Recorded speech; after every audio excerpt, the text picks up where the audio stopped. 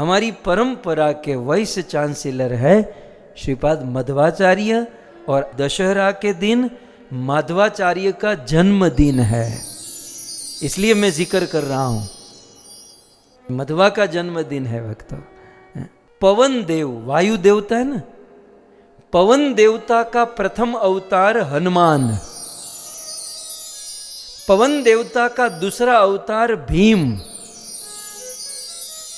और पवन देवता हनुमान और भीम मिलकर श्री मध्वाचार्य के रूप में प्रकट हुए। मध्वाचार्य में हनुमान और भीम दोनों के अंश था और इनका प्राकट्य हुआ। मध्वाचार्य के जीवन की बहुत सुंदर घटना है। उडुपी में रहते थे ये। उडुपी में कृष्ण का चिंतन करते हुए एक पर्वत पर पहाड़ी में रहते थे, और उसी समय द्वारिका से, द्वारिका तो समुद्र के तट पर है ना, तो द्वारिका से इंपोर्ट एक्सपोर्ट आज भी होता है। तो द्वारिका से एक बहुत बड़ा जहाज निकला साउथ में जाने के लिए, और वे उडुपी के बंदरगाह पर समुद्र के बीच में पहुंचा, उडुपी के पास। तो वो जहाज फंस गया। वो जहाज वहां से हिल नहीं रहा था, आगे जा नहीं रहा था, बहुत सारा माल था। क्या करें? उस जहाज के कुछ लोग तैर कर बाहर आए, और साधु वहां पर तपस्या कर रहा था, यानी कि मध्वाचार्य वहां पर तपस्या कर रहे थे। वे जहाज के लोग, उसका मालिक मध्वाचार्य के चरणों में गिरे, बोले महाराज हम बहुत परेशान हैं, आप हमारा ये दूर कर दीजिए परेशानी। मध्वाचार्य ने अपने भक्ति, वायु के पुत्र हैं, वायु के अंश और भीम के अंश से जिसका जन्म हुआ था, इसके लिए कौन सी बड़ी बात थी। इन्होंने अपने कुछ ही पल के चमत्कार में उस थोड़ा सा फूंक मारा, नौका को दूर फेंका, नौका बीच समुद्र में गई और स्थिर हो गई। लेकिन इतना बड़ा काम इस साधु ने कर दिया, वह नौका वाले, नौका का मालिक खुश हो गया, और उसने मध्वाचार्य को कहा कि हम आपको कुछ देना चाहते हैं। खानदानी होती है ना, અને અમારા ગુજરાતના લોકોમાં તો હોય જ આ ગુજરાતી હતો, ગુજરાત દ્વારકાથી નીકળ્યો સૌરાષ્ટ્રનો।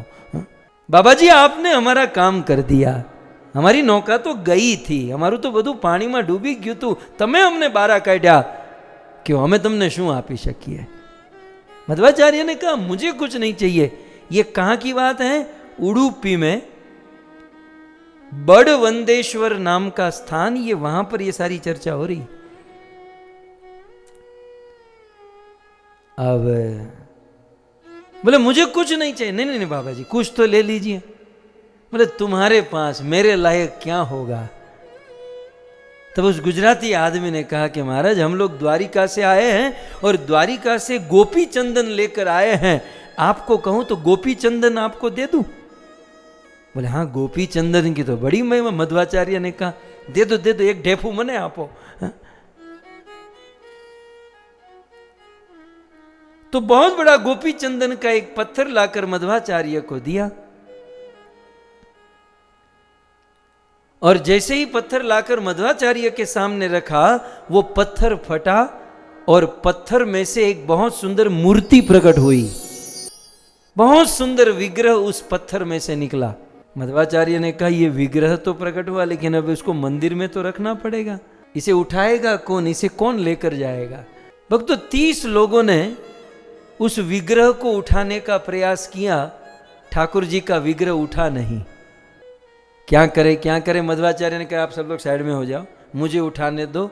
जैसे एक बाप अपने बच्चे को गोद में उठाता है ना, वैसे ठाकुर जी को, कृष्ण को अपने गोद में उठा लिया, और उसे लाकर उडुपी मंदिर में, उडुपी कृष्ण के रूप में आज भी भगवान कृष्ण वहां पर खड़े हैं। ये विग्रह कैसा है? जैसे माँ यशोदा कृष्ण के लिए माखन बना रही है, और यशोदा तो गई दूध को बचाने के लिए, और कृष्ण उस माखन के मटके के पास खड़े हैं, उसको प्लान बना रहे हैं कि इसको तोड़ दूं। वो मंथानी पकड़कर कृष्ण खड़े हैं। ऐसा विग्रह उस गोपी चंदन से प्राप्त हुआ और उडुपी में उनको स्थापित कर दिया। मध्वाचार्य की भक्तों ये लीला है।